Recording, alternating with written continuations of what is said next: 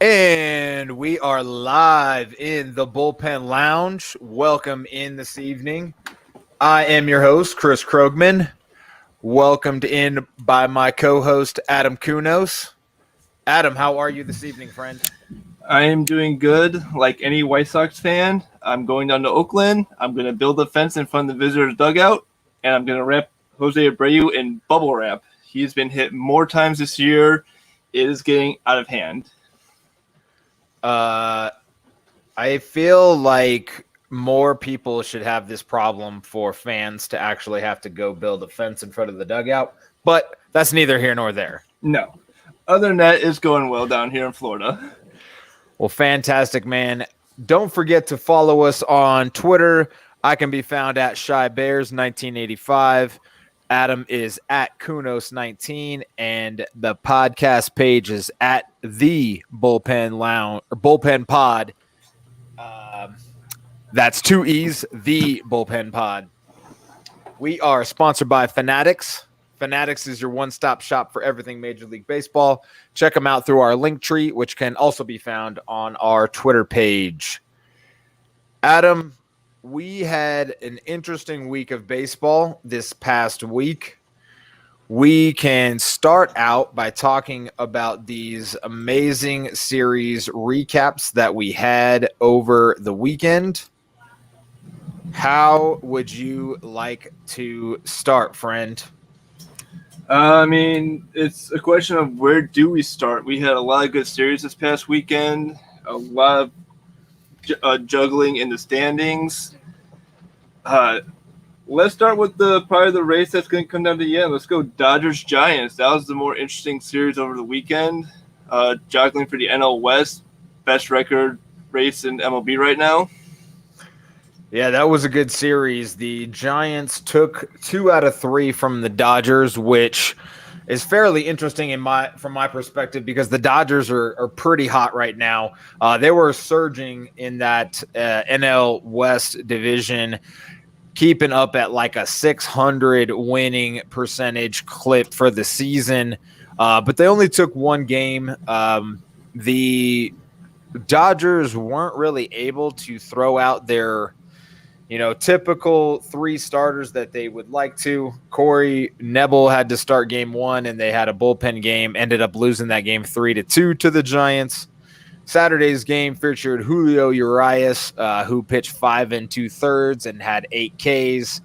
And the Dodgers won 6-1. Jay Jackson for the Giants, who is not a typical starter, only went 1 1/3 innings and gave up 3 runs. And on Sunday, Walker Buehler, who we said was vying for a Cy Young award, which I think he still is, ended up losing that game 6-4 to Dominic Leone and the bullpen for the Giants. Were you able to catch any of those games, Adam? I caught a little of the Walker Buehler game. He looked off. He was not his usual self. He looked out of sync. Some of his pitches weren't clicking like they usually do. He was just not himself. I mean, it's one of those starts that you get going in September where your ace may be off 1 or 2 games going down the stretch. It's typical because they've been pitching for about 6 months now, so they're bound to have at least 1 or 2 bad games going into the end. Yeah, Walker Buehler has not had a letdown game pretty much as of yet. He's been phenomenal over his past, I want to say, like 12 starts. He's like 11-1 and like a 1.27 ERA. It's just ridiculous. So for him to give up 6 earned runs, you can obviously see that something was off against the Giants. As far as how that affected the standings, the NL West currently sits with San Francisco on top, 90-win team already, with a plus 157 run differential, outperforming their expected win total of 87. They're 6-4 over their last 10. So they still are, just a few games over 500 in their last 10. The Dodgers are actually 7-3 in their last 10 and an 88-win team. So both those teams are still very much in it.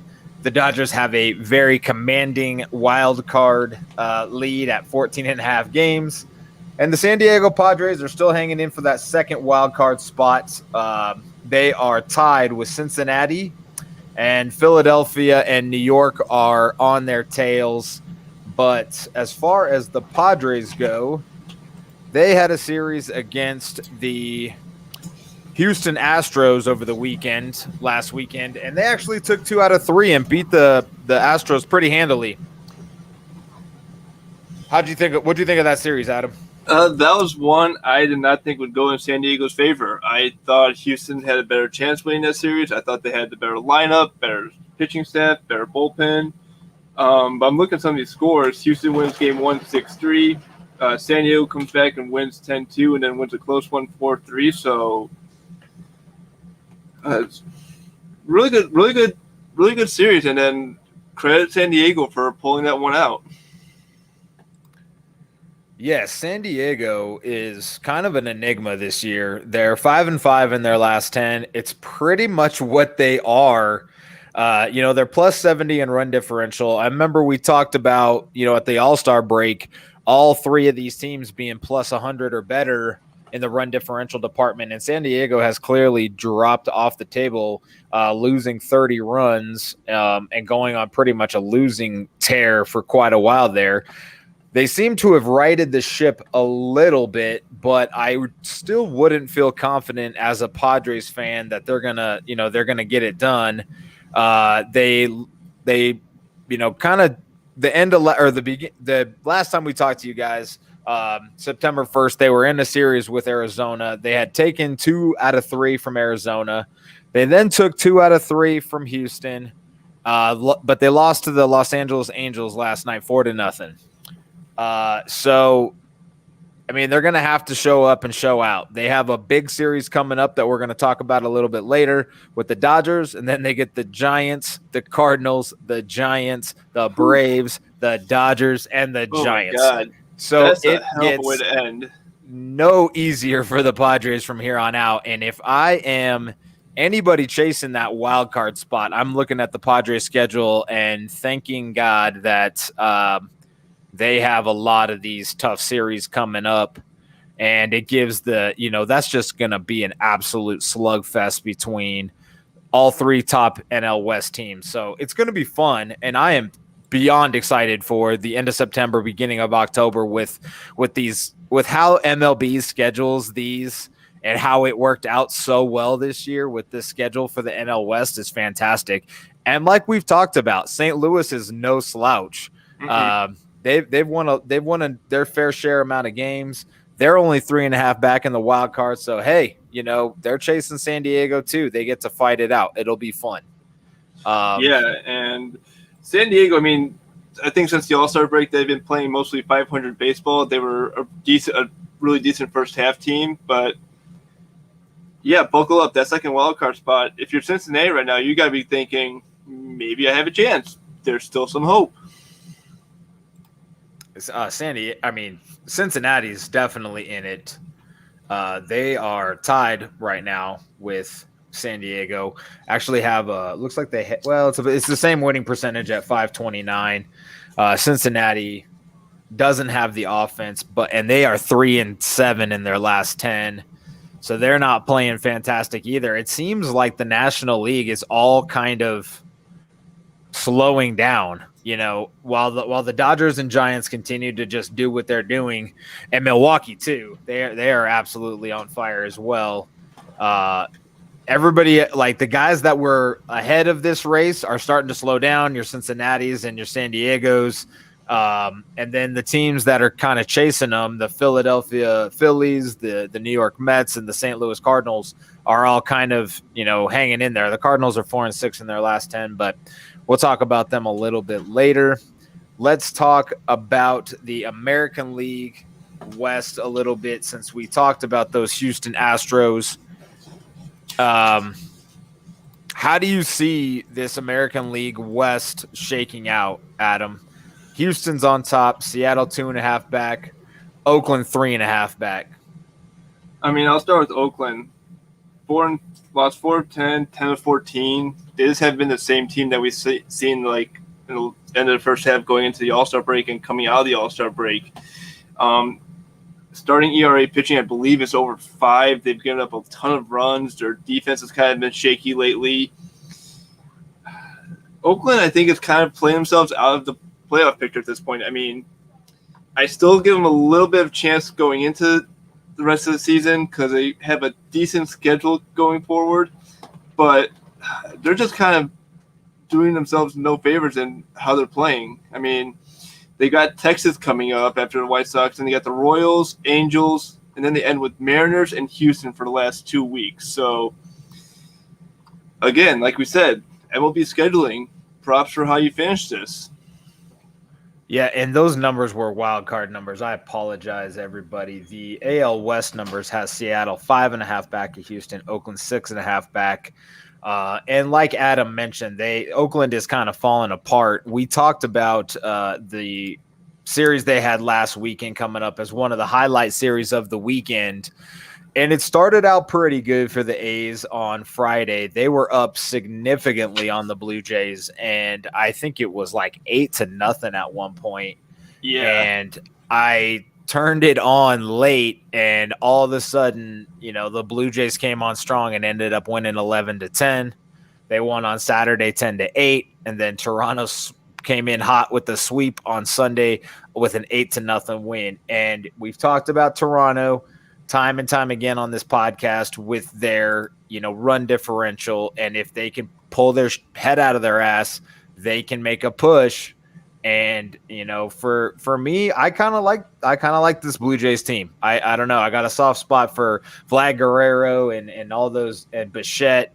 And, it's basically a pipeline university up there in Toronto. And they're only 2 big games back of the wild card. So they swept the A's and put up a ton of runs doing it. So that's a fun team, and that could be the AL wildcard race is going to be super fun as well. I mean, both spots are up for grabs. So that's going to be a good race. But circling back to the AL West, Houston is kind of running away with this thing. They're 5.5 game lead on Seattle. 173 run differential. They are only 4-6 in their last 10. But they are one of the teams that plays 500 teams extremely well. They are 49-32 against teams above 500. Houston is definitely a heavy favorite in the American League to not only win their division, but probably make it past the first round of the wild card. I mean, past the first round of the playoffs and continue on, but. How deep do you think the Houston Astros can go in the playoffs, Adam? I mean, I think as deep as their pitching can take them right now. I mean, they don't have Justin Verlander, so they're missing their, I would say, true ace for the franchise. Zach Greinke, I mean, he has good stuff, but he has been hittable. You can light him up for a good amount of runs if you catch him on that day. Can they beat Tampa? That's the question. And I'll say that because Tampa looks like the clear front runner in the American League. Can they beat Tampa? Tampa seems to be the complete package and clear favorites for the American League. And what it's looking like now, if you were to end the season today, they would be welcoming the White Sox for ALDS matchup. So, I mean, I think they can make it past the division series, but I don't think they go farther than the league championship. You do not think they will represent the American League in the World Series is what I'm hearing. Correct. I don't think they'll be in the World Series. You are calling the Tampa Bay Rays right now. I will call the Rays right now, and I'm sure someone at Twitter will come, hashtag me, God knows what you're thinking, and we'll go from there. Was that Rays Up? I can't remember their hashtag. Rays Up, and my wife in the background said, hashtag right. Hashtag let's go. No, the Tampa Bay Rays have not disappointed. They are absolutely phenomenal and will not quit. We will definitely get into the AL East standings here in a second because we are going to talk about another good series over the weekend. Well, semi-good, pretty good series. Close games all around. The Cleveland Indians, soon to be the Guardians, at the Boston Red Sox. The Red Sox took 2 out of 3, 8-5 on Friday, 4-3 on Saturday, and then Cleveland came in and won the Sunday game, which I believe, Adam, you called with the Zach Plesac potential win. So that was a good call. Cleveland winning on 4-3. Boston is in the mix in the American League East, which is extremely entertaining outside of Tampa Bay because they are clearly the front runners. They're 9.5 games up on the Yankees, 10 on the Red Sox, 12 on the Blue Jays. And this is hilarious. The Tampa Bay Rays are 43 games up on the Baltimore Orioles. The Orioles have only won one more game than that. That is a statistic, ladies and gentlemen. That is freaking hilarious to me because I know they're eliminated, but you've only won one more game than you are games back. I mean, that is just phenomenal terribleness. I mean, props to Nick Mancini and boo to Kyle Farnsworth for talking shit about him this week, but that is incredible. Going back to this American League East, the Yankees, we talked a lot about last week, gave them a whole shit ton of props, and then they fell apart. I think that was too soon. We jinxed the Yankees, which is we will take all the credit for because nobody likes the Yankees. I mean, no. Now, if you're a Yankees fan and you listen to this podcast, we give mad props to the Evil Empire. I mean, 27 championships. They went on an absolute tear in August, and September hit, and they have lost 8 out of their last 10. They are not playing good baseball right now. They have a big series coming up this weekend against the Mets that we'll talk about, along with obviously the biggest date in that interleague series history. But back to the American League East, Boston. They're only a half game back of the first wild card spot, which the Yankees do currently hold because of that streak.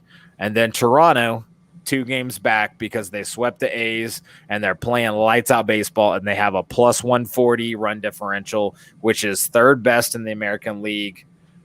I'm having so much fun with this American League East. Adam, who's going to pull this first wild card spot out, first of all? And then is the second wild card spot going to go to an American League East team, or do you see Seattle or Oakland getting their poop in a group and pulling it out?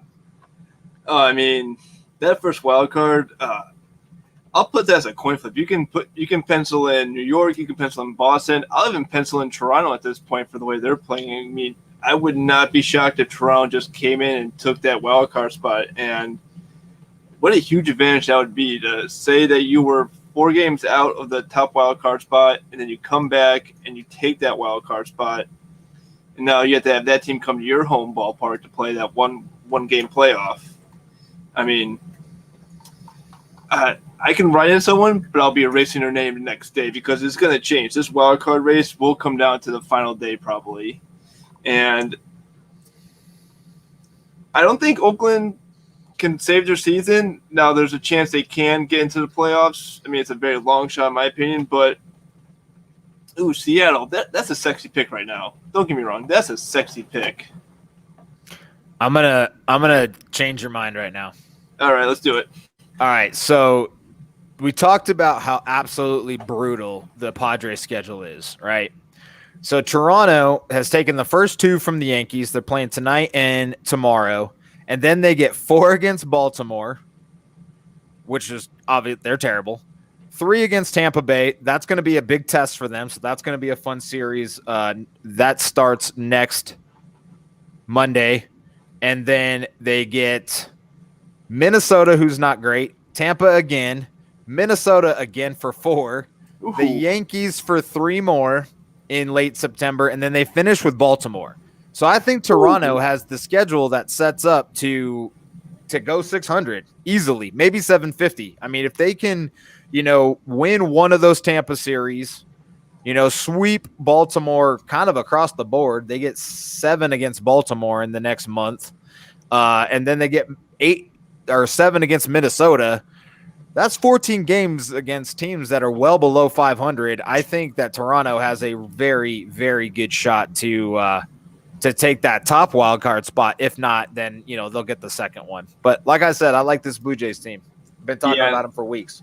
And I'm not going to deny that Toronto is playing lights out baseball. They're probably getting hot at the right time.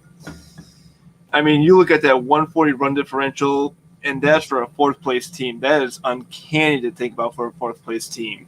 To have that big of a run differential, you don't see that in a fourth place team. That's a second, maybe third place team, or definitely a first place team. But I mean, mine possibly changed, so potentially.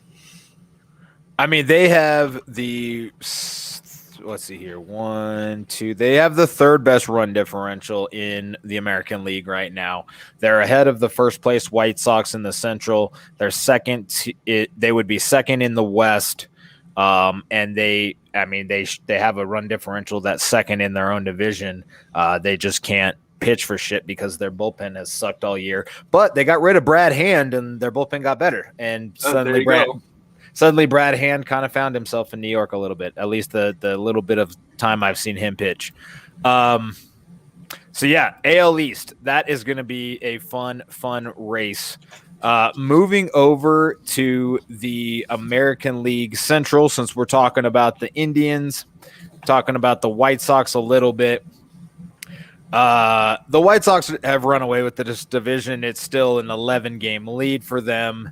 They're at a plus 139 run differential, playing pretty much up to their run differential. Expected wins is only 3 games more than their actual wins. They're playing fantastic home baseball, 500 away baseball. Still a little bit under against teams above 500, but that's okay. I mean, I think the White Sox are still a good team. We finally broke the streak of when I bet on them, they actually won a ball game. So we're gonna cheers for that, and we're gonna talk a little bit about if the White Sox, when the White Sox make the playoffs, how deep can they go, Adam? So first of all, never bet on the White Sox again. We're just gonna end that right now. We don't need that black magic going into the postseason, so we're just going to end there right now. I know that you will probably keep betting on them, and we'll go from there. So how far can they go? Well, if they finish off the regular season that's 12-12, they will win 92 games. They will be a 92-70 game team. They need to get healthy. They've lost starting pitching. They've lost some key players in the lineup. They just need to get healthy. That's the only question they need to do. They need to get healthy. They got healthy a couple weeks ago. They've lost Lance Lynn. They've lost Lucas Giolito. Carlos Rodon not pitching this weekend. Dallas Keuchel has not been pitching like himself. He's been pitching like crap lately. Health is that big key. I don't think they go any deeper than the division series with this team right now. I would tend to agree with that right now.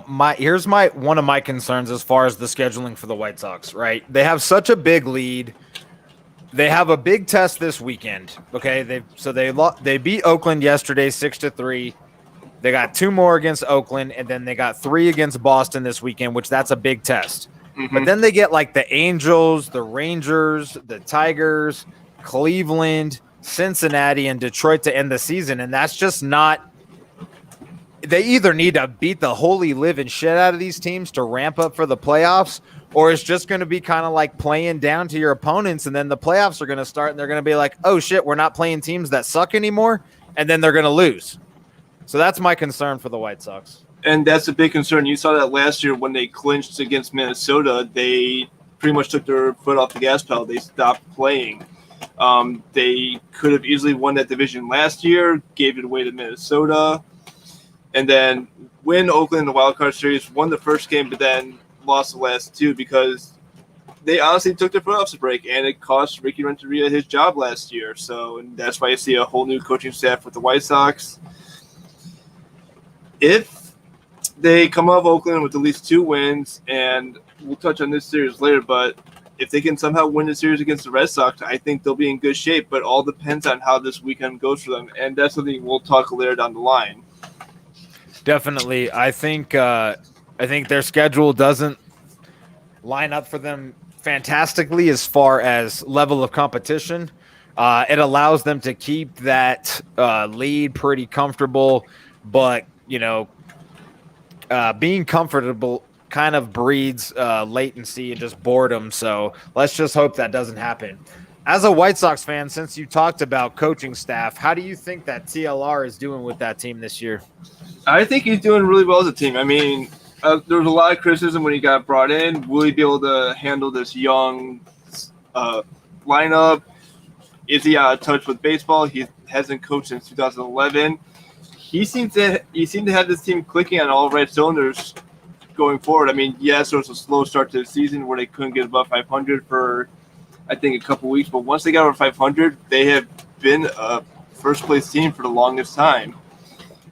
They've held at least an 8-game lead or higher in the division for like the last 4 weeks. They're a good team, and I think they're going to be a good team for a couple years to come. They just need to stay healthy, and that's going to be key. Yeah, I think this team is very young, and this is a good first year with, all the pieces that they have. Hopefully they can continue to, get better and stay healthy and show out for White Sox fans.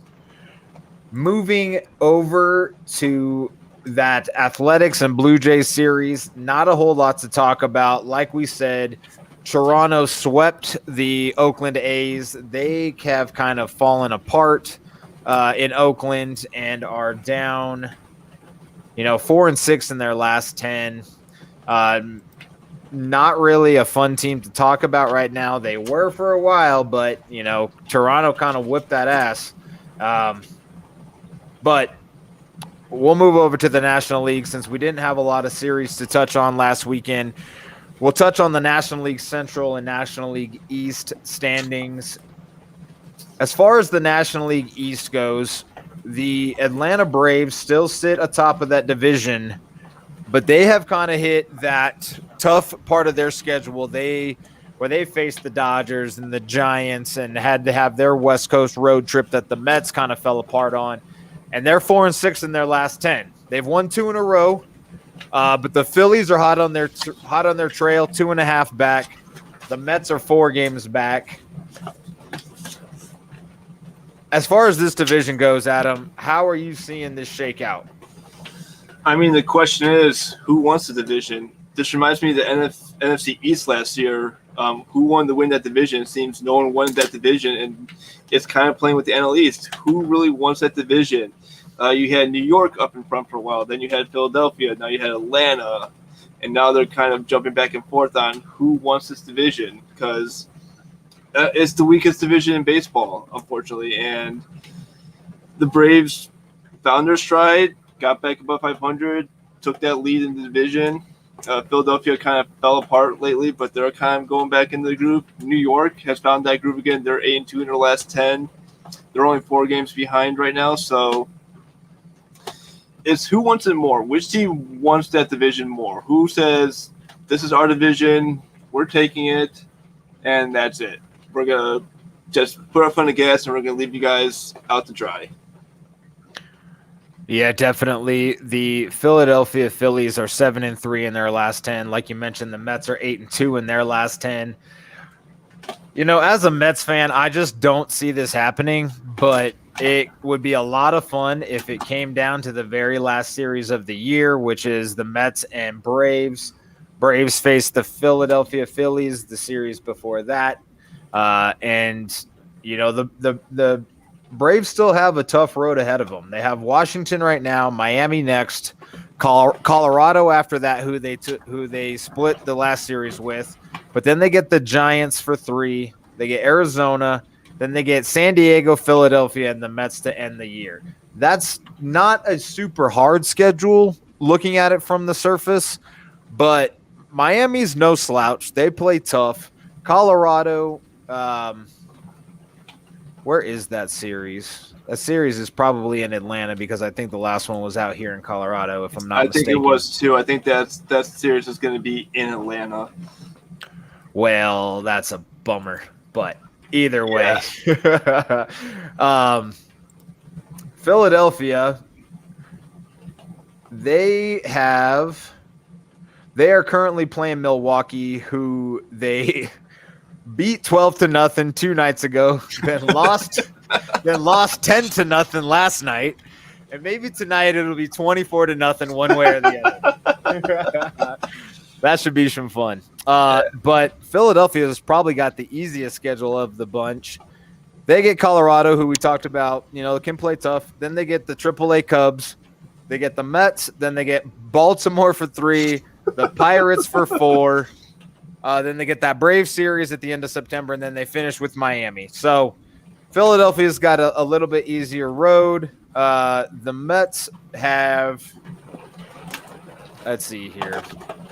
They're currently playing Miami. Then they get the Yankees. That's a tough series. The Cardinals, that's a tough series. Philly, that's a tough series. Boston, tough series. Milwaukee, tough series.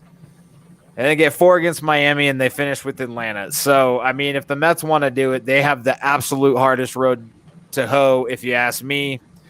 I think this might be the Phillies division if they can stay hot, but we'll see.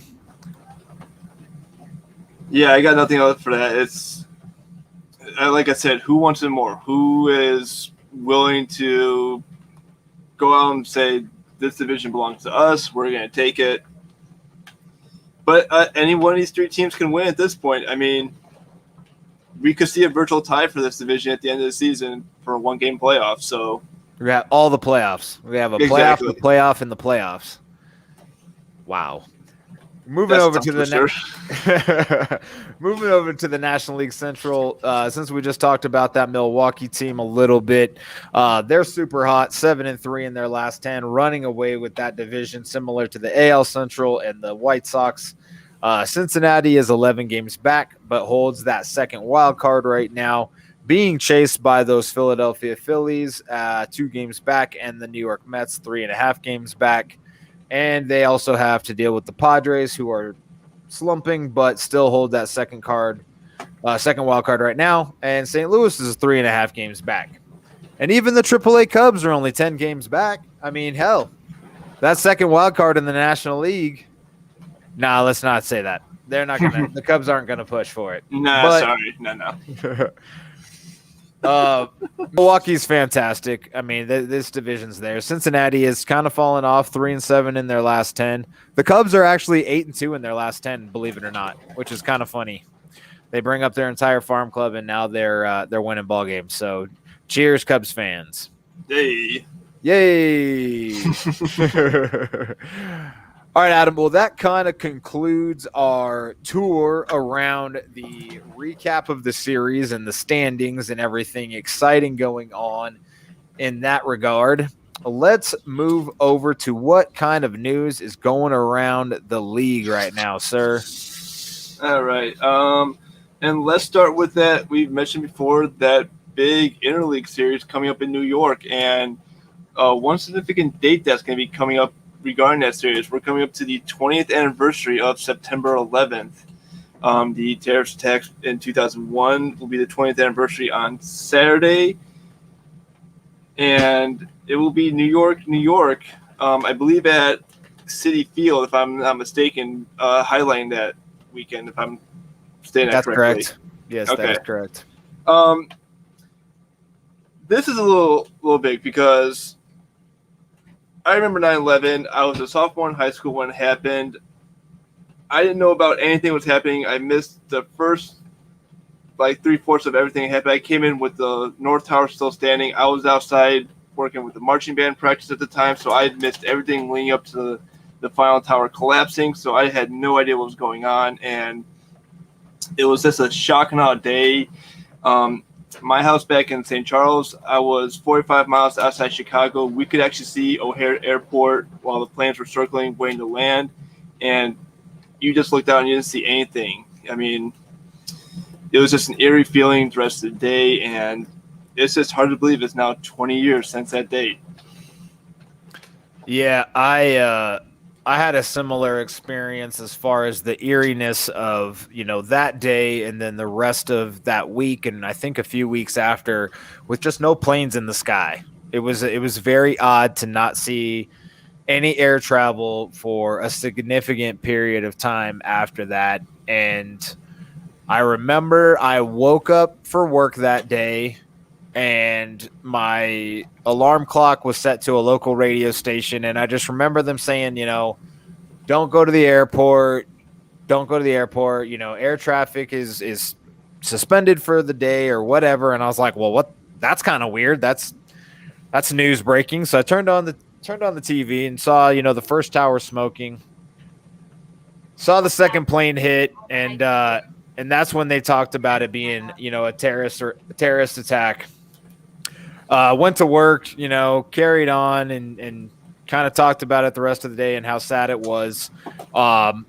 But bringing this back to baseball, the New York Mets were the first team to play a game in New York after 9/11. It was 10 days after. And it was a thrilling game that Mike Piazza ended up winning with a 2-run home run, I believe in like the bottom of the ninth or very late in the game. Yeah, I think it was the eighth inning. Yeah, eighth inning. And I mean, that kind of stuff, when that happens, it's just like there's more going on, I mean, it almost feels the stars are aligned, or there's a higher power involved, or whatever you believe in. It kind of feels like that's how things went for New York after that. I mean, it brought the city together in a huge way. The Mets and their 9/11 outreach after that has been phenomenal. They still go out to firehouses and police stations and talk to first responders on a very regular basis. Pete Alonso donated his, I think it was 20% of his home run derby win last year to 9/11 funds. It's a big thing in New York, a sad event, obviously losing over 3,000 American lives in a day. But having these two teams play on this historic day, again, MLB, kudos to you on the scheduling. And I mean, obviously you had to do it. But I'll never forget that time and that, that event and these baseball teams and how they brought the city back together.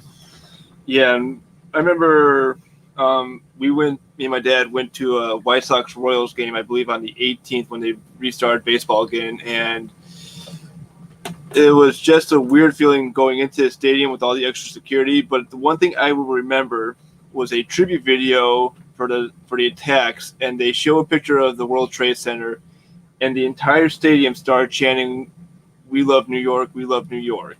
And I mean, it's still chill. It's still. And when the Yankees started playing again, they were actually in Chicago. And I think an iconic picture I think you see floating around is, I believe it's a banner that says "We love New York" or "Chicago loves New York" that was being waved at Comiskey during that time. And you had to rally around New York that time. You had to feel for that city because they had lost such a huge piece of that city. The skyline was ripped apart that day. And it's now weird because I'll be telling my niece when she's old enough, I was here when this happened, and my parents did that thing for when John F. Kennedy was shot. And it's just eerie thinking about that. I'm in that same situation when I talk to my niece about this. Yeah, I remember my junior year of high school, so it would have been like 4 years before that happened.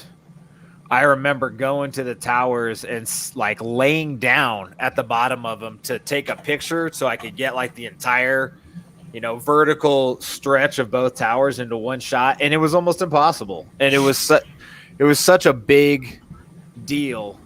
And it was such a big event that now you hear, any reference to the towers kind of taken out of music. You don't really see the towers in any historical, like when they replay movies on TV, they'll take shots of the towers completely out of the movie.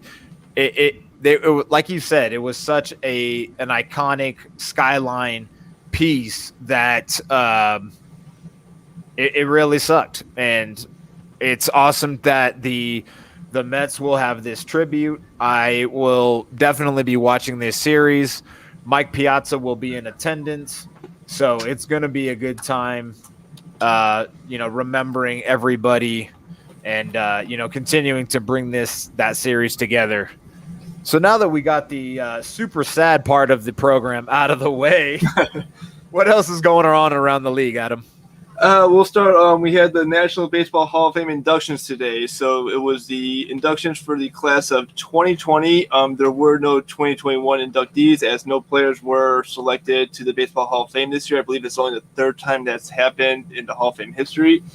But we had Derek Jeter, Larry Walker, and Ted Simmons all inducted into the Hall of Fame today. All three legendary players who are definitely Hall of Famers.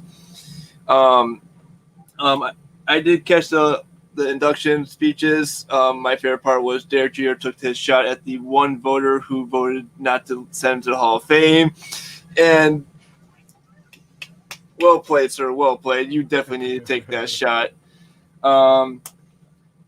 It was fun to see this Hall of Fame induction back again. It's something I definitely missed last year with the pandemic and it being postponed and canceled. Chris, did you get a chance to see it? Did you see any of the speeches? I did not see any of the speeches. I did see, the three inductees and some of their, highlights on Twitter. As a Mets fan, I'm not obviously a Derek Jeter fan, but I mean, he is the captain. He is, iconic in New York, homegrown talent. A pretty stand-up guy from all accounts, from everything I'm aware of. So, yeah, I mean, good for Derek Jeter. Being out here in Colorado, it's really exciting to see Larry Walker get into the Hall of Fame as the first Colorado Rocky. So that's really exciting. Obviously, he's not an original Rocky because kind of nobody is that would be in the Hall of Fame. But Larry Walker is a phenomenal baseball player, and if you got to see him with those Blake Street Bombers, he was a lot of fun. Yeah, those 95 Rockies were definitely a good team. Took the first NL wild card that year. And then obviously Larry Walker started his career with the Expos, came to Colorado after that 94 team fell apart due to the strike, finished his career with St. Louis.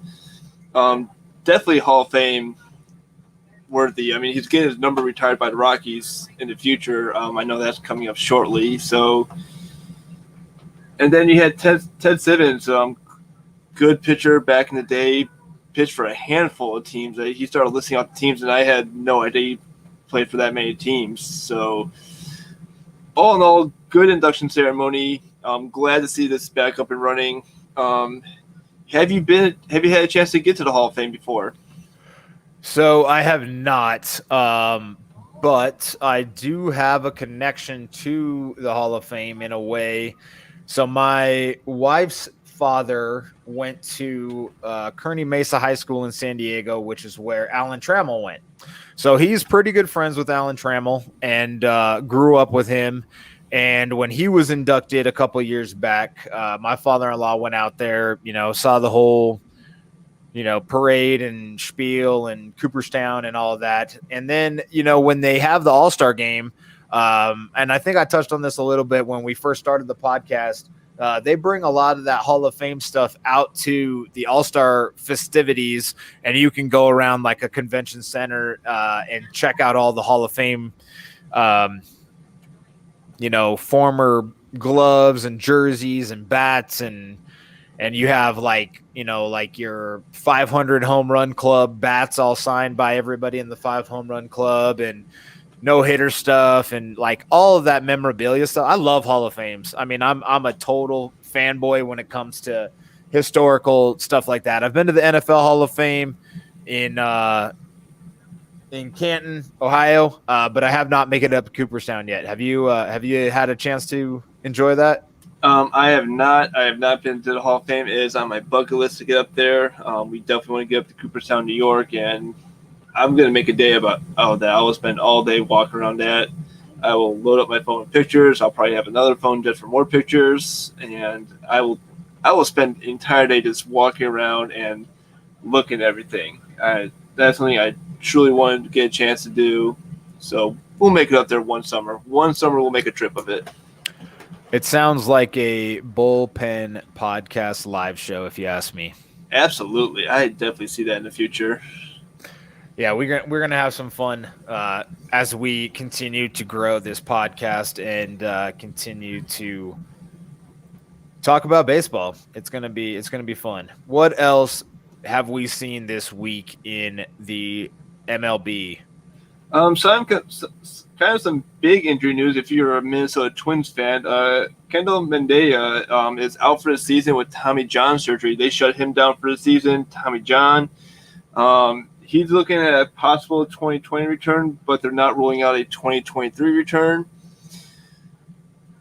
Tommy John surgery. Is that a kiss of death for a pitcher? Do you see a lot of pitchers come back from that?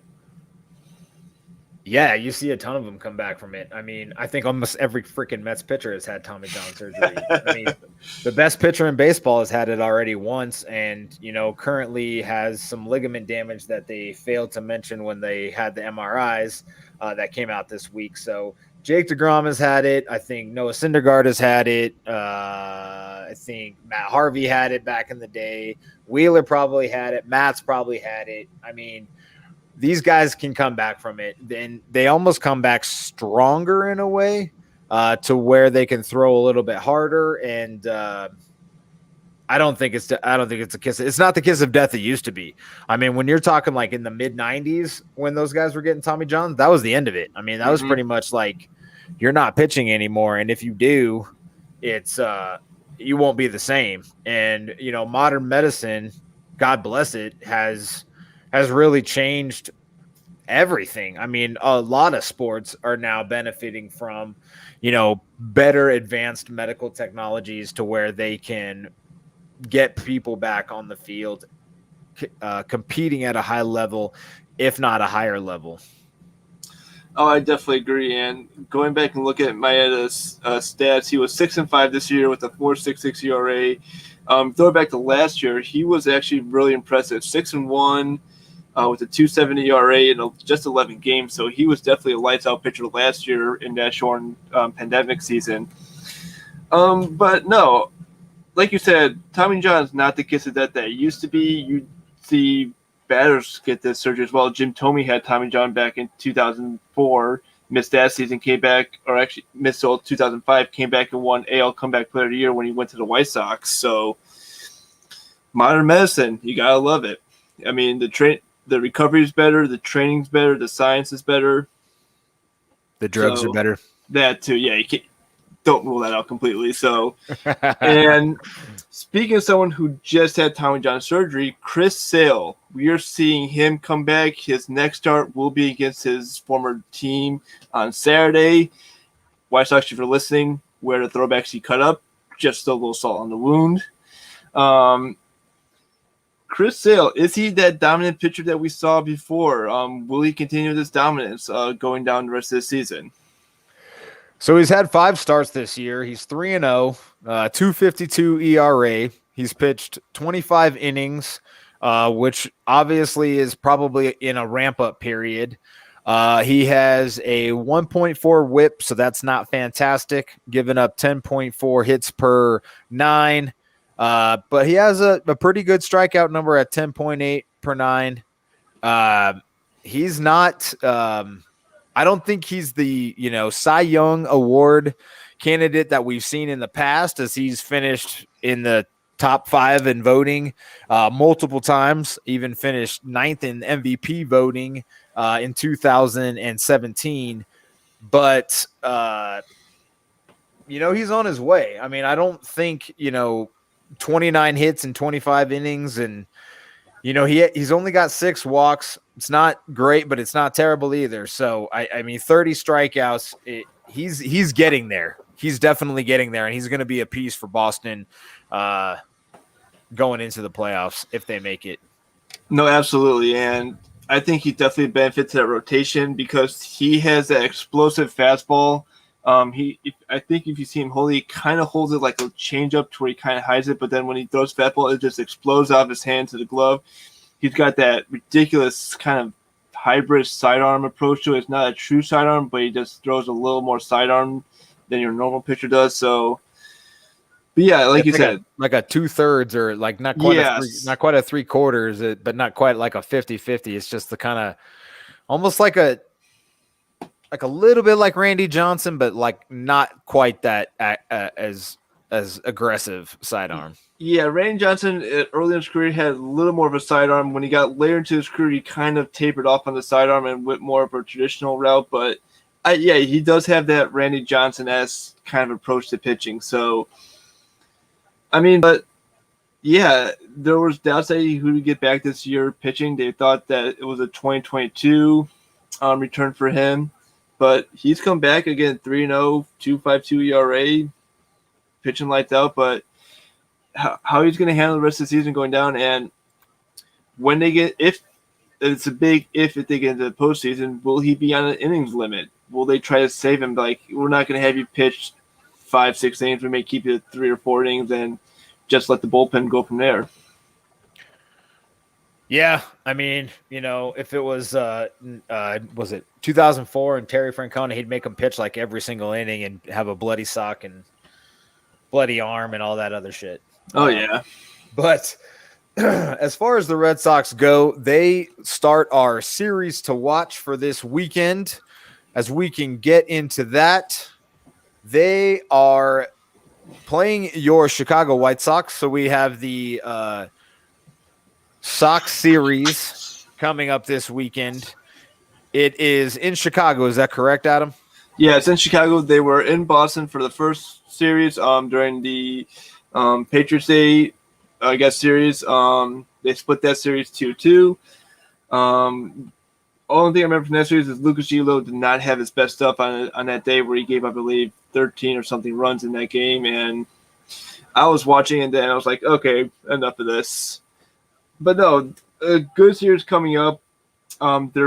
If you look at paper, they're pretty much on an even playing field. Winning percentage, Chicago has a slight edge over Boston. Boston has a slight edge over runs per game, but it's only by 0.07. Batting average, Boston has the better batting average. Chicago's a little lower than them. The one thing that I'm going to be looking at is pitching. How does this pitching matchup stack up between both teams? Chicago's ERA has kind of grown over the last couple weeks with their pitching woes of lately. Boston is a 4.4 ERA, so they're 18th overall. Sox have a 3.79 ERA, so they're 9th overall. Both teams have the offense. Yes, both teams can hit for power. They can drive in a ton of runs. It's that pitching. How is that pitching going to go up against two good offenses? Yeah, these offenses are both top 10, top 5 in some regards. The pitching staffs are both, I mean, they're not terrible. I mean, 3.79 and 4.4 as a combined team is pretty good. I mean, when you get, deeper into the stats, the White Sox starters are probably better than their bullpen, at least at the beginning of the year, so that kind of skews the numbers. The Red Sox, they kind of go back and forth. They've been that up and down squad ever since the All-Star break, and I think this is probably the best series of the weekend. If not, then we are going to touch on the other really good series at the end of the segment. But staying in that American League East and talking about the Subway Series that we mentioned earlier, as far as the head-to-head matchup goes, the Mets have a 2-1 advantage over the Yankees. That series starts on Friday.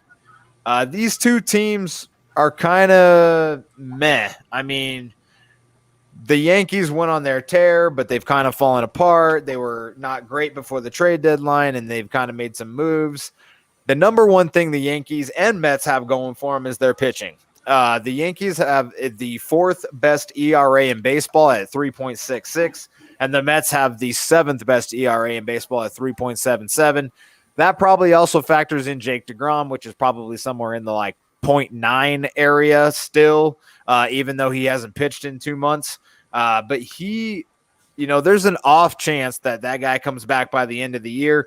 but I don't want to see him pitching on the mound unless the Mets are in the playoffs, which I just don't see. So this series is going to come down to pitching. It's going to come down to nostalgia and like Adam mentioned earlier, do the Mets want this NL East as bad as Javi Baez and Francisco Lindor want to flip the fans off? They are on a tear ever since they did that. So more power to them. Winning cures all. The fans will love you once again if you win baseball games, and nobody will give a shit if you flipped off the entire world. So I'm looking forward to the series. I'm looking forward to the festivities with the 9/11 memorialization and the 20th anniversary. Anything else you want to add to on that series, Adam? We've talked about it quite a bit. No, this is a series I'm looking forward to. Obviously, the game on 9/11, I'll definitely be tuning in for, see the festivities and the kind of tributes they will pay to them. But no, New York. Any interleague series that you get where you get two teams in one city playing against each other, it's always a good turnout. You always get the fans turning out. They take this very seriously. It's going to be a good series. But let's switch over to another good series, depending on how you look at it. Brewers versus the Indians/Guardians. Milwaukee is playing definitely for the NL Central. Cleveland is playing for a 500 season. Chris, looking at this series, do the Indians have a chance to actually win this series? No.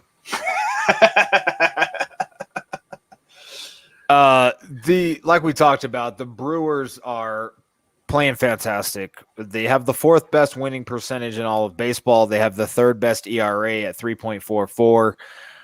The Indians are scrappy. They are, a 500 baseball team, which is pretty much dead center in the middle of the league, which you would expect at 500. They are 17th in runs per game, 20th in batting average, and 16th in ERA. They are the epitome of mediocre. Yeah, definitely. I mean, this is definitely a different Cleveland team that we saw back in 2018, 2019, where they were just right up for the wild card. Definitely far off from their 2016, 2017 teams that they had, just running away with the AL Central. And what a difference this makes. I mean, just losing some of your key players in free agency and trades. Should we pull out the brooms? Should we call this a sweep for Milwaukee? No, they're going to lose one. I mean, it seems to be how every big series is going lately. They'll end up losing one game. It'll probably be the first or third game, which has kind of been how these series have gone throughout the year. When these big teams play kind of the mediocre bottom feeder teams. I mean, we could see a sweep. That's definitely possible. But the Brewers have been super, super hot, which probably won't continue. We'll see what happens over the final couple games with whoever I said the Brewers were playing currently. I can't remember. Give me a second because it is a big series. I think it's San Francisco, right? Yes, I believe they got San Francisco coming up. No, they're playing Philadelphia right now. So they got the Philly game tonight in about an hour and 10 minutes. Or is that game on? That game started an hour ago. My time zones are all messed up. It's all good. And then they get Cleveland over the weekend. So, like I said, I think Milwaukee's been super hot, and I think they'll lose one of these games. But it's possible. We could see a sweep. The other big game to look forward to this weekend is the Padres and Dodgers. And while we've talked down the Padres quite a bit, the head-to-head matchup actually favors the Padres at 7-6 for the series. The Padres have been playing much better as of late, but the Dodgers are one of the best teams in baseball. They hold the second best winning percentage, the fifth best runs per game, the number one pitching ERA, and the 16th best batting average. Padres are about middle of the pack on everything except for team ERA, which is actually only sixth, which I would have considered their ERA to be much worse than it is. But I think we talked about it last week that the Padres just can't score lately, and that's been their biggest problem. How can the Padres win this game or win this series, Adam, and stay in this playoff hunt? I think you hit right on the nose with that pitching. If that pitching for somehow turns out and shuts down this high-power LA offense, I mean, we talked about this before. The Dodgers had the most outrageous run differential at 224, at plus 224, which means they're just clobbering their opponents right now with just blowout after blowout. If San Diego can pitch, they can win this series. But I just don't see it happening with the Dodgers and that offense. I mean, this series, I believe is it in LA or is it in San Diego? No, it's actually they're in LA. They're in LA for this series, so they're going into a hostile environment. And they got to first take care of the Angels. I mean, you don't want to lose 5 straight to 2 LA teams combined. Yeah, that's definitely no fun. The Angels are a beatable team, but anytime Shohei Ohtani wants to, he can put one in the seats, and he can probably throw a no-hitter if he's just messing around. Yeah, but, absolutely. That is going to be a good series either way. I think we have 4 good series coming up this weekend. There's also some other ones to check out if you are cruising around the baseball world. I had the schedule up for the weekend. Give me 1 second. Let's see.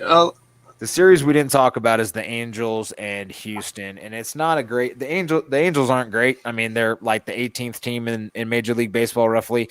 But Houston is, kind of struggling. So let's see if they can beat up on a bad team and continue to run away with that AL West. Yeah, that's gonna be key. I mean, Houston does have that lead in the AL West, 5.5 games above Seattle. Oakland plays the White Sox later tonight, so let's see if they can get out of their funk. I mean, welcome to September. Hashtag September Baseball is here. I mean, we are ready. This is the best month of the year when you get down to it, just because no one has clearly clinched right now. No one has a clear runaway lead except for both teams in the Central. And we're going to get some really good baseball down the next couple weeks. So buckle up, ladies and gentlemen. Yes, sir, Adam. I am super stoked for September, and we are fired up to talk to you guys every week here on the Bullpen Podcast. Don't forget to follow us on Twitter, Facebook, YouTube. Rate and review the podcast on all your favorite platforms, Apple, Spotify, and I think we're on iHeartRadio now. But how about that? If not, check us out on the other 2, and we will talk to you next week. Have a good night, everybody.